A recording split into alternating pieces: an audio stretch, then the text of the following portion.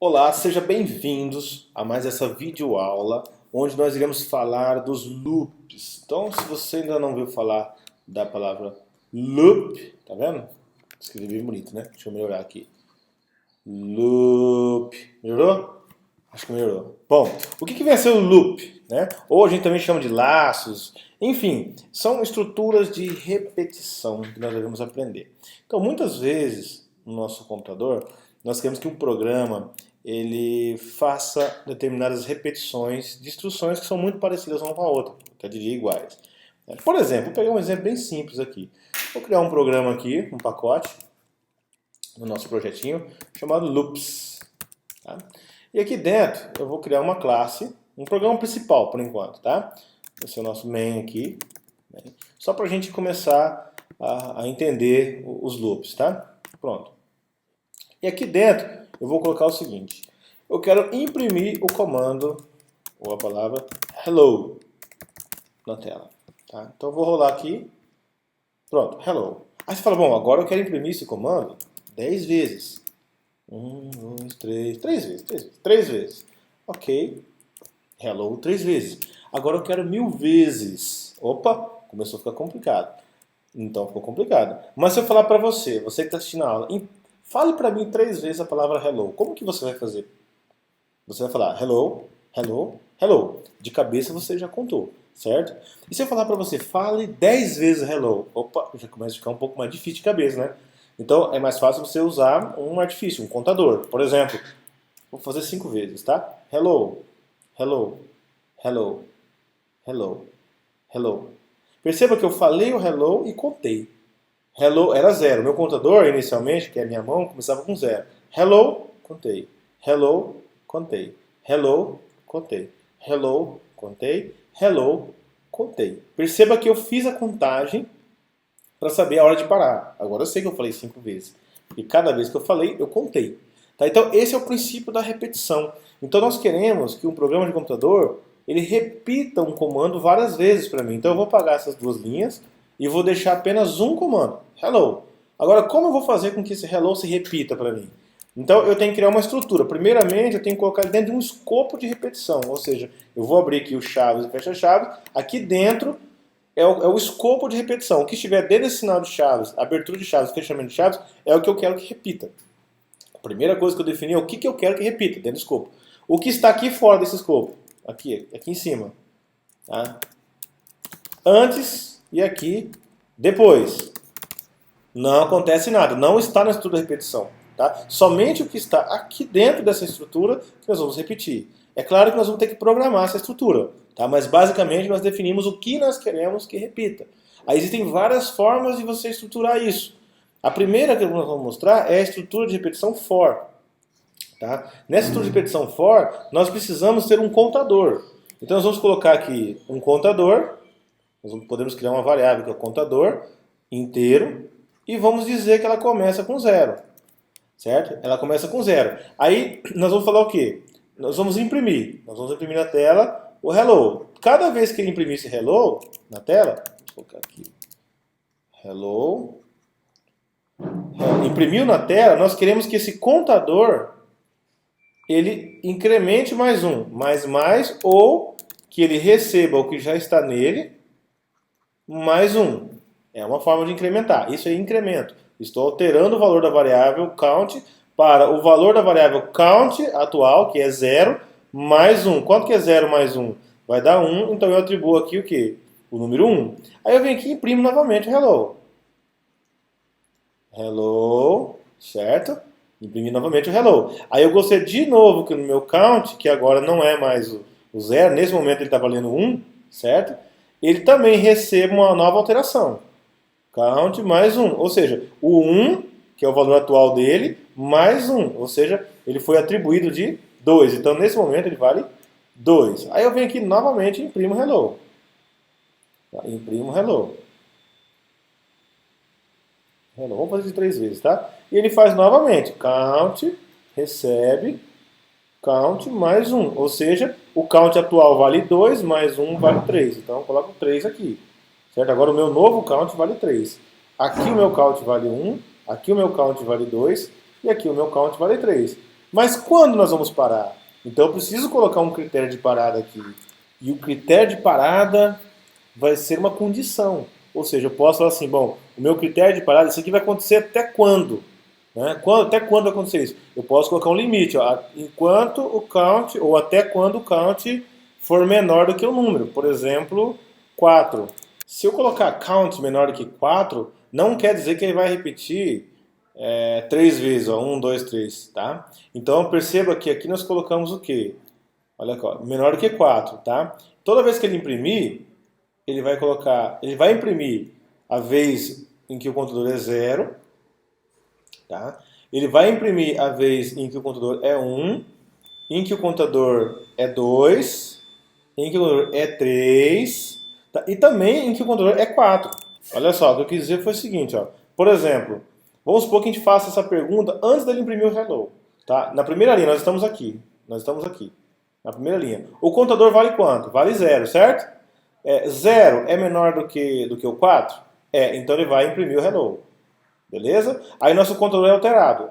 Alterado para 1. Aí eu pergunto novamente. Toda vez que o contador for alterado, eu vou perguntar novamente. Agora vale 1. 1 é menor do que 4? Então eu vou imprimir hello. Eu estou pedindo permissão para imprimir hello. É verdade. Agora o contador foi alterado. Aí eu pergunto. 2 é menor do que 4? Então eu imprimo hello. Certo? Aí é alterado novamente. Agora vale 3, né? 3 é menor que 4? Então eu imprimo hello. Olha só, então eu imprimo novamente o hello. Olha só. Eu imprimo novamente o hello e altero o contador. Toda vez que ele imprime, ele altera. Ele imprime e altera. Olha só, count mais 1. Ou seja, agora o meu contador passou a ser o quê? Passou a ser 4. Aí eu pergunto, 4 é menor do que 4? Não, não é verdade. Então eu não devo imprimir mais 1. Mas no final, o que ele fez? Ele imprimiu 0, 1, 2, 3. Entendeu? Ou seja, ele imprimiu 4 vezes. Tá? Então, se eu começar com o contador igual a 0 e eu quero imprimir 4 vezes, eu tenho que ir do 0 ao 3. Ó. 0, 1, aí 0, 0, 1, 2, 3. Tá? Então, essa é a vez 0, essa é a vez 1, essa é a vez 2 e essa é a vez 3. Tá? O contador é alterado para 1, aí ele pergunta, então eu posso imprimir. É alterado para 2, é alterado para 3, ele deixa eu imprimir. Tá? Então é isso que você tem que entender. Depois que ele fez a última impressão, ele é alterado para 4, aí na última pergunta ele reprova. 4 é menor que 4? Não. Tá? Então, 1 é menor que 4? Imprime. 0 é menor que 4? Imprime. 1 é menor que 4? Imprime. 2 é menor que 4? Imprime. 3 é menor que 4? Imprime. 4 é menor que 4? Para de imprimir. Tá joia? Essa aqui é a lógica da repetição. Tá? Então vamos estruturar essa inicialização. Nós chamamos isso aqui de inicialização. Certo? Essa é a inicialização do nosso contador. Essa atitude aqui de modificar de momento em momento, a cada vez que ele imprime, ele modifica o valor da variável inicial de inicialização. Isso aqui se chama incremento. Increment, ok? E aqui nós temos a condicional, a condição. Tá? Essa é a condição. Então o que nós vamos fazer? Nós vamos lá no código agora e vamos escrever isso em forma de programação. Mas antes eu só vou mostrar a sintaxe da estrutura que permite esses três espaços. Né? Então nós colocamos aqui, ó, for, abre e fecha parênteses e abre e fecha chaves. É assim que é a estrutura de repetição que nós vamos utilizar inicialmente. É essa aqui. Tá? Então, dentro desse par de parênteses, nós vamos colocar as três coisas. A inicialização, a condição e o incremento. Então, nós colocamos aqui a inicialização. Int count recebe 0. Essa é a inicialização. Ponto e vírgula. Aí eu coloco aqui agora a condição. Count menor que 4. Ponto e vírgula. Aqui eu coloco o count recebe count mais 1. É assim que nós vamos trabalhar. Então, no final, vai ficar assim, ó, o comando completo. Aqui não coube, né? Então, int count começa com 0. Pronto. Isso aqui é só para inicializar. O que vai acontecer... Perdão. Até quando nós vamos repetir essa estrutura de repetição? Enquanto for verdade que count é menor do que 4. Tá? E o que vai acontecer no final, após cada execução do loop? No final, o que vai acontecer? Ah, nós queremos que o count receba o próprio count mais um, ou seja, que ele seja alterado. E o que eu quero que repita? O que está entre esse par de chaves, ou seja, eu estou colocando o comando aqui, ó, sysout println, tá? Do Eclipse, imprima hello. Tá? Não existe esse comando, na verdade, né? Só existe esse aqui é um atalho do Eclipse, tá? Mas que vai gerar o systemout.println. Então ele vai imprimir o hello. Então esta é a estrutura de repetição. Opa. Vamos para o código. Vamos para o código. Está aqui. Essa é a estrutura de repetição. Então vamos lá. For int count recebe 0, certo? Count menor do que 4. Count recebe o próprio. Opa, fiz besteira. Só que count mais um. Ele vai imprimir hello. Então vamos rodar. Ele imprimiu hello 4 vezes. Ó. 0, 1. O count aqui era 0, o count era 1, o count era 2 e o count era 3. Tá? No final, o count terminou com 4, que é o que fez ele reprovar nesta condição. Tá certo? Então, isso é um for. Se você quiser imprimir a versão, o valor do count naquele momento, nós podemos concatenar. Ou seja, hello, e eu vou mandar imprimir na frente quanto vale o count naquele momento. Olha só o que nós temos. 0, 1, 2, 3, tá vendo? Nessa vez que ele imprimiu o hello, o count valia quanto? Valia 0. Depois que ele concluiu esse comando, que aconteceu esse incremento. Tá? Depois que ele conclui, antes dele retornar ao for, ele faz assim, né? Antes dele retornar ao for, ele incrementa. Tá? Então nós podemos até colocar assim, ó. Podemos tirar a última parte do código, tá vendo? A última parte e deixar aqui embaixo. É a mesma coisa que isso. Tá? Nós colocamos ali em cima por facilidade, porque a sintaxe da estrutura de repetição suporta você declarar tudo na mesma linha. Mas se você quiser visualizar onde que a coisa acontece, seria a mesma coisa se você deixasse aqui. Tá? E eu vou rodando aqui e o resultado vai ser a mesma. Tá? Inclusive essa variável também, ela poderia ser declarada fora, antes. Ou seja, ela só vai ser executada uma vez. Tá? Não é toda vez que a repetição acontece que essa variável vai ser inicializada. Pelo contrário, ela vai ser criada e inicializada só a primeira vez e depois, a cada volta na repetição, ele não cria mais essa variável, ele só atualiza o valor dela. Tá? Então perceba, a variável count foi declarada fora do for, e aqui dentro do for, ela repete várias vezes e só modifica o valor da variável. A grande diferença de colocar ele aqui dentro, e colocar ele lá fora, a grande diferença é que se eu coloco ele lá fora, eu consigo visualizar essa variável aqui embaixo. Se eu quiser imprimir aqui embaixo qual é o valor final do count, eu consigo visualizar, certo? Fora do escopo, fora desse abre e fecha chaves. Se eu declaro ela aqui dentro, como nós tínhamos colocado, eu não consigo acessar ela mais lá de fora. Essa aqui é a grande diferença. Então, se você colocar aqui dentro, olha só, você não vai ter acesso a ela aqui fora, porque ela só vai existir dentro desse escopo. Ou seja, é como se ela só existisse daqui até aqui. Pronto, acabou o for, ela não existe mais. Mas em alguns momentos você pode desejar imprimir o valor final do for. Então você declara ela fora, tá? Declara ela para o lado de fora, e aí você consegue também acessar para o lado de fora, tanto antes quanto depois. Se você declara antes, você consegue acessar depois. Tá? Se você declara dentro da estrutura do for, você só consegue acessar essa variável dentro da própria estrutura do for, ou seja, somente aqui. Tá? Então vamos rodar isso aqui. Olha só, no final, o último valor desse count é 4. Tá? E exatamente aquele que fez reprovar esse teste. Tá? Eu sugiro você utilizar a ferramenta de debug para isso, para você entender bem isso aí. Então como que funciona? Você vai clicar aqui na linha 8, esse pontinho azul, 2 pontinhos aqui, ó. Esse pontinho azul quer dizer breakpoint, ponto de parada. Tá? E ao invés de nós rodarmos aqui no modo normal, vamos rodar com esse besourinho aqui. Tá? Esse é o debug. Então nós vamos clicar nele, ele vai perguntar se você quer modificar a perspectiva do Eclipse, a carinha do Eclipse, o layout dos painéis do Eclipse. Você pode dizer que não quero, por enquanto. Tá? E aqui ele parou a execução na linha 8. Então o debug te permite você executar por parte. Você vai controlando a execução do seu programa. Quando você roda normal, o seu programa é rodado completamente. sem você ter o controle dele. Agora não, agora ele parou naquela linha. O que está acontecendo naquela linha? Eu quero inspecionar aquela linha. Então nós vamos aqui para o próximo passo, olha só. Tá vendo? Step into, ou into não, over. Vamos passar sobre o count. Olha o que aconteceu. Foi declarada uma variável count e o valor dela atual é o quê?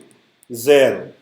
No momento que eu fizer o próximo passo, ele vai perguntar, count é menor do que 4? Isso aqui é verdade ou é falso? Ctrl Shift I, Ctrl Shift I, eu selecionei só aquela condição, ele vai me dizer, é true, beleza, então essa condição é verdadeira. Então isso quer dizer o quê? Que ele vai entrar, ou seja, ele vai passar para o próximo passo. Então eu venho aqui e ele imprime hello. Se observar no console, ele imprimiu hello, foi automático. Então nesse momento, ainda, o valor da minha variável count é 0, olha lá. Se eu passar é 0. Nesta linha que ela vai ser alterada para 0 mais 1. Aqui vai acontecer o 0 mais 1. Então se eu passo para o próximo passo e observo o valor da minha variável count, ela ficou sendo 1. Mas a pergunta é, 1 ainda é menor do que 4? Ctrl Shift I, é true. É verdade que é menor do que 4. Então vamos entrar para o próximo passo.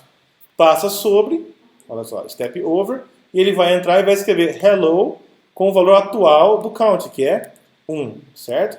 Agora vamos para o próximo passo, que é o que? Alterar o valor da variável count. Então, alteramos o valor. Se eu passar o mouse sobre count, ele vale 2 e essa condição ainda é verdadeira. Ctrl Shift I, ela ainda é verdadeira. Então vamos para o próximo passo. Ele vai imprimir 3. A terceira vez, a terceira volta, mas com o contador valendo 2 e agora o contador vai ser modificado para 3. E passamos ali. E aí nós temos o 3 é menor ou igual a 4? É, então vamos selecionar e vamos dar o Ctrl Shift I só para visualizar. Realmente é true ainda. Tá? Então vamos para o próximo passo. E agora nós temos o que? O hello imprimindo o contador igual a 3. Indo para o próximo passo, é alterado o valor do count, que passou a ser 4. 4 é menor do que 4? Ctrl Shift I, false. Então realmente não é menor. Se não é menor, ele não vai entrar mais na sua repetição. Ele não vai executar mais a linha 10, ele vai para a próxima linha de fora. Nesse caso é a linha 15. Eu poderia colocar na linha 13 aqui, mas eu dei um espaço, então vai para a linha 15. Tá? E ele foi para lá. E lá ele vai mostrar o quê? Qual foi o valor final do contador 4. Tá? Então eu posso liberar aqui e está concluído. Então esta é a estrutura condicional for. Tá? Estrutura condicional for. Tá? Então por convenção você vai ver muito essa estrutura assim.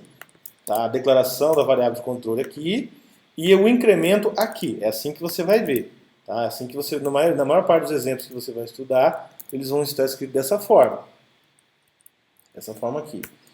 Deixa eu só fechar aqui. Tem um outro detalhe que você vai ver muito. Primeiro, esse cara não vai estar mais acessível, né? Deixa eu apagar ele aqui.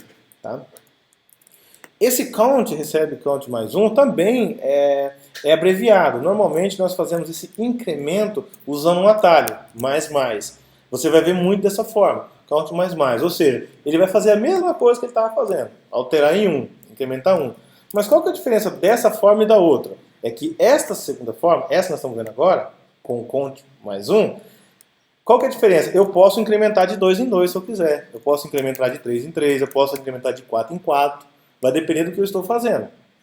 Já no count mais, o que vai acontecer? Ele só vai incrementar de 1 em 1, certo? Essa que é a diferença, que é o nosso caso aqui. Então, para o nosso caso, é mais indicado o count mais 1. Outra coisa que pode acontecer também é você declarar mais de uma variável aqui. Você pode vir aqui, ó, declarar, por exemplo, uma variável x valendo 10. Ó, perceba que no primeiro par de... Vou só colocar mais um aqui, vírgula, não preciso pôr o int. Tá? Perceba que no primeiro espaço, antes do ponto e vírgula, é o espaço onde eu posso inicializar, declarar variáveis e fazer as inicializações. Então eu não preciso, nesse caso aqui, fazer a declaração de uma variável apenas. Eu posso fazer a declaração de várias variáveis aqui dentro. Tá? E aqui, a minha lógica, ela pode também ser mais turbinada. Eu posso combinar com operadores, eu posso falar que eu posso combinar com x, por exemplo, alguma coisa aqui. O contador tem que ser menor de 4 e o x tem que ser menor do que 10, por exemplo. Eu posso fazer combinações aqui, nós não vamos fazer isso agora, mas eu só quero te mostrar que você também pode alterar o valor de x. Ó.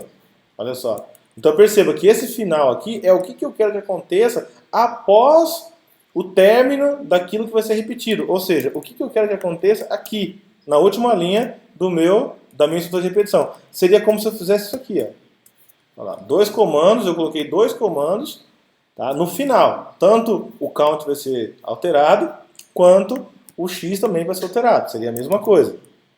Tá? Então eu vou só declarar aqui o count e o x, está aqui declarado. E aqui eu vou falar que toda vez o x vai ser alterado em mais um. Tá? E aqui no final não tem como imprimir o x, mas vamos fazer uma inspeção aqui para você entender. Vamos fazer um debug aqui. Tá? Vamos lá, o que ele está falando aqui? Vamos clicar aqui logo no visourinho e vamos parar ali. Não quero visualizar no modo debug, perspectiva debug. Olha só, count, ainda não aconteceu. Vamos para o próximo passo, step over, né? Passar sobre.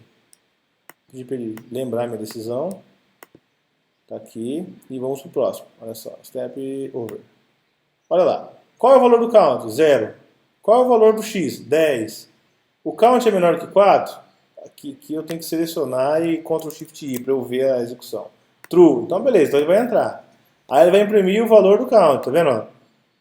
Opa, eu falei esse do ladinho aqui, ele entra dentro da classe, não era isso que eu tinha que fazer, tá? Eu vou passar aqui, ó, resume, para ele voltar. Tá? De novo, então vamos continuar. Ele já deu a primeira volta, tá? Agora vamos clicar aqui. É que eu, em vez de clicar no F6, eu cliquei no F5. De novo. Então agora o count vale 1. E o x vale quanto agora? Vale 11. Ó. Perceba que o x foi incrementado. Ele valia 10, agora vale 11. Então eu volto aqui. Mesma coisa, o count foi modificado e o x foi modificado. Tá? Se eu passar o mouse em cima do x, ó, ele vale 12. E o count vale 2. Tá? Então eu quis mostrar que... Dou stop aqui. Eu quis mostrar que você pode mesclar comandos nesses intervalos. Tá? Que você não precisa necessariamente colocar apenas um comando. Ele é mais utilizado para fazer uma estrutura simples, mas você pode visualizar, você pode ver exemplos aí na internet, onde você tem aqui do lado de cá várias inicializações e do lado de cá várias coisas acontecendo também, separado por vírgula. E aqui no meio, a condição. Então, lembrando que o que separa são esses pontos e vírgulas aqui. Então, são dois pontos e vírgula, sendo que a esquerda é a inicialização, no meio a condição, e o da direita o que você quer que aconteça no final de cada execução. Tá joia? Então, essa é a estrutura que você precisa entender. Repetição for é a primeira estrutura. A gente pode fazer muitas coisas com ela. A gente vai combinar essa estrutura mais para frente com vetores, que é muito utilizado. Tá joia? E também iremos estudar uma outra estrutura que é o while e outra que é do while. Tá bom? Então, para esse vídeo, fica esse estudo aí da repetição for. Tá joia? Um grande abraço e até o próximo vídeo.